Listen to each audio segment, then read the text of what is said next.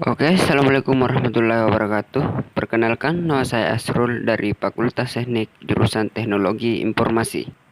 Baik, langsung saja kita akan membahas suatu materi yaitu penjelasan materi tentang perangkat output dan input, jenis memori RAM, jenis kabel konektor, jenis data store.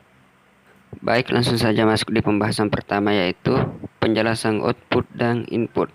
Di sini kita lihat bagian A, yaitu ada output.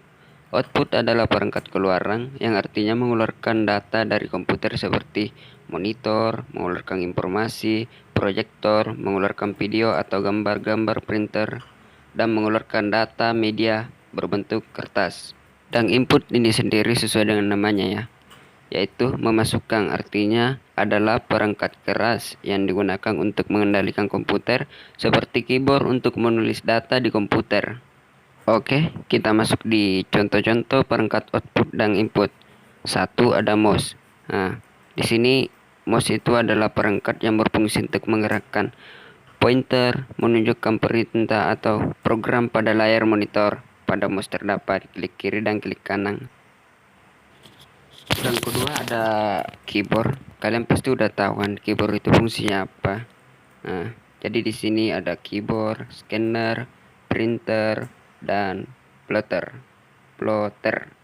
Nah, jadi fungsi dari scanner di sini tuh merupakan peralatan masukan berfungsi untuk mentransfer atau mengkonversi gambar, foto, teks manual menjadi data digital, dan printer itu sendiri berfungsi untuk mencetak data atau informasi dari komputer dengan kertas.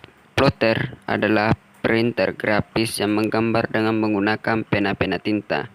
Plotter juga merupakan perangkat output pertama yang mampu mencetak gambar berukuran gambar sebesar gambar arsitektur dan engineering. Langsung masuk di penjelasan kedua, yaitu penjelasan memori RAM dan jenis-jenisnya. Satu, ada RAM. RAM adalah singkatan dari Random Access Memory.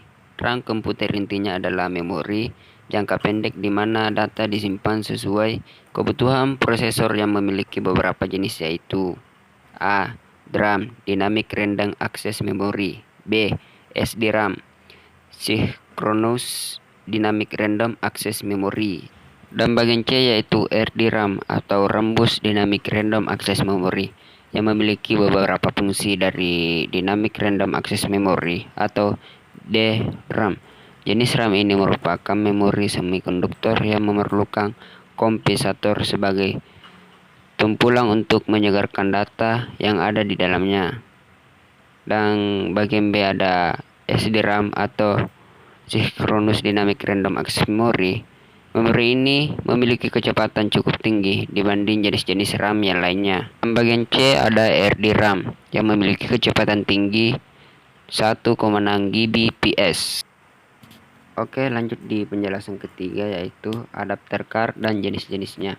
Adapter card ini sendiri adalah sebuah papan sirkuit cetak yang dapat disisipkan ke sebuah slot ekspansi dari papan induk komputer yang memiliki beberapa jenis, yaitu ada Network Interface Card atau NIC, Wireless NIC, Sound Adapter, TV Tuner, dan Sistem Komputer Kecil Interface, RAID Adapter, dan Universal Bus atau USB Serial, Parallel Port, dan Serial Port yang memiliki beberapa fungsi dan penjelasan masing-masing ya. Kalian bisa lihat di atas.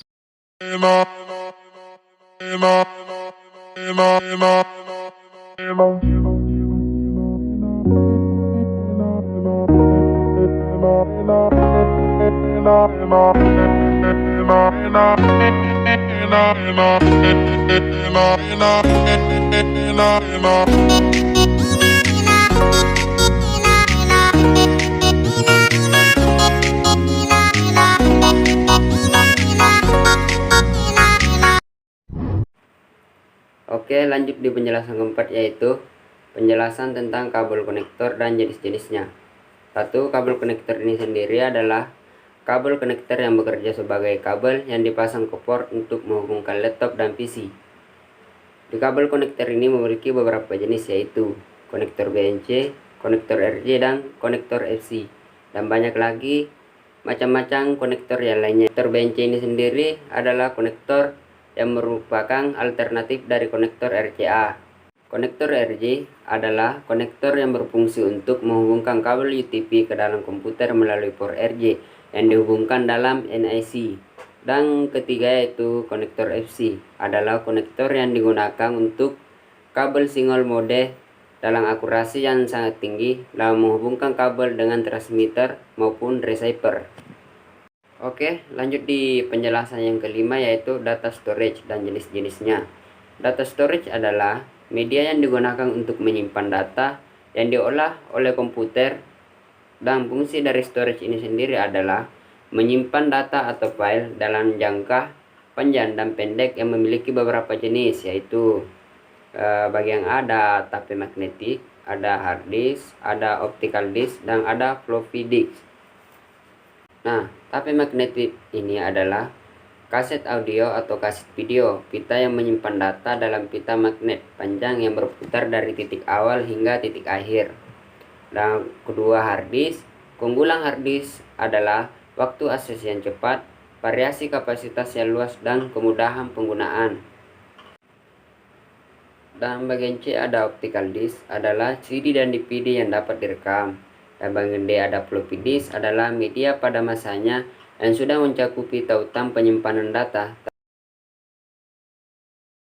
Oke, kita udah sampai di akhir video. Saya Asrul dari jurusan Teknologi Informasi, Fakultas Teknik, izin pamit. Assalamualaikum warahmatullahi wabarakatuh.